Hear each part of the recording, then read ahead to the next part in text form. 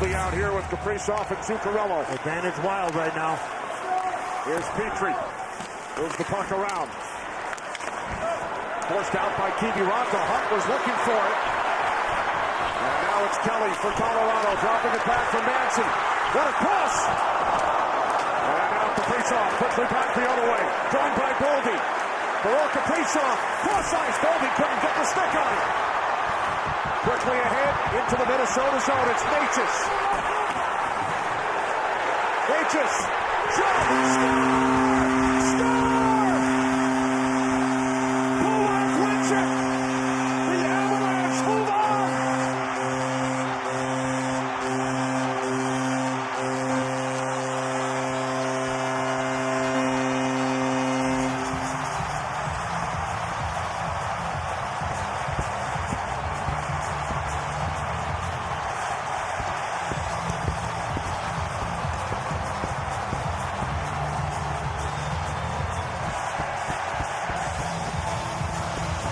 The Colorado Avalanche come all the way back from a 3-goal deficit.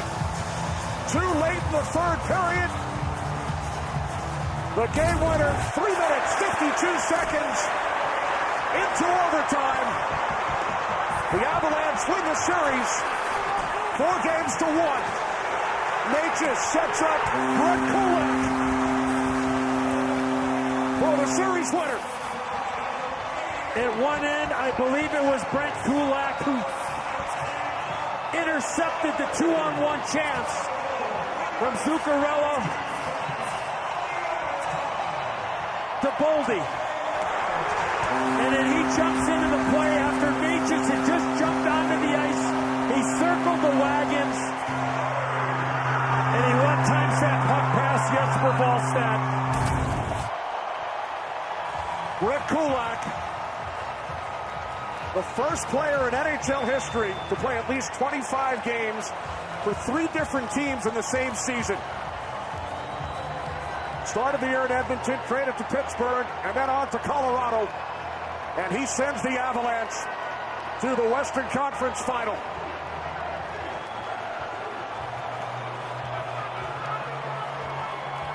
What a comeback by the Avs, who had lost their last 4 potential closeout games here on home ice. The last time they won a series at home, you have to go all the way back to 2008. Just saw McCarron and Manson. Remember the incident? The butt end back in game 4.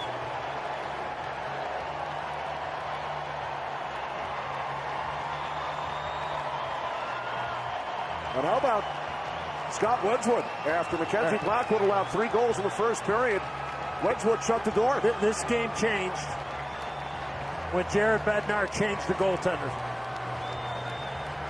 Completely different team to start the second because it was all Minnesota in the first. Wedgwood came in. They got 1 in the second.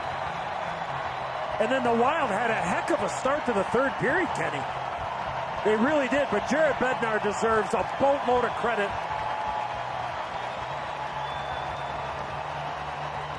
for making the change and his team responding. Not necessarily with Blackwood with the way he played. Yeah, he gave up the bad rebound that led to the second Nick Foligno goal.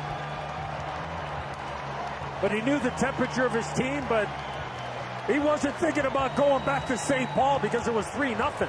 You get 1, you're right back in it. And that, to me, was the turning point in the game. Because when they came out for the second period, it was all Colorado in that second period. And that got him back in the game and eventually won the series. After Minnesota scored 3 in the first, they were held to only 7 shots on goal over the last 2 periods and overtime. Brett Kulak, 4th career postseason goal.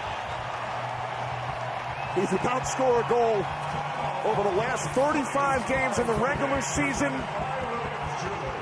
and the first 8 here in the postseason. So his first goal in 44 games, and he's standing by with Moose. Thank you very much, Kenny. Brett, you're down 3-0 after the first period. It seemed like a big uphill climb for your group.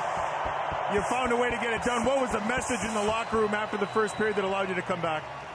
Yeah, I mean, you got to credit them. They had a heck of a first period. It was do or die for them. You know, you knew they were going to play well, and they did that. So, but credit to our group for sticking with it. We talk about staying positive in the intermission and just kind of resetting and just getting back to our game, trying to create momentum one shift at a time, and we chipped away at it. And some guys stepped up big.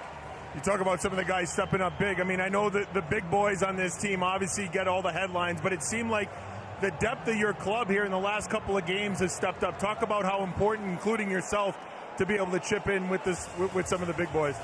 Yeah, it's been awesome. I mean, ever since I got here, every line, every deep air has been contributing, and that's led to a lot of our success. It's we play a funny game, we defend hard and pounce on our opportunities when they come. So it's been good getting that depth scoring. Walk us through the game winner. Obviously a good defensive play at one end, and then it leads to offense. Walk us through how you saw it. Yeah, I mean, in OT, you want to play on your toes, but you don't want to sit back either, and you don't want to try to do too much. But we kind of felt the momentum coming in the third, and we carried it into OT, I think, a little bit. Spent a lot more time in their zone and wore them down, and things just opened up for us. You played on some good teams in Edmonton, some close calls for yourself. Now you get another great opportunity here in Colorado. Talk about this group and the chances that they have now, having gone past round 2. Yeah, I'm pretty fortunate to end up here the way my year went, and for these guys to bring me in and give me the role they've given me, it's pretty awesome. So I've been having a ton of fun. The guys have welcomed me into the group right since day one, and we're building something and we're enjoying the run here. So we're looking forward to round 3. Yeah, well, enjoy the rest. Some much needed rest for your group. Congratulations. We'll see you in round 3. Appreciate it.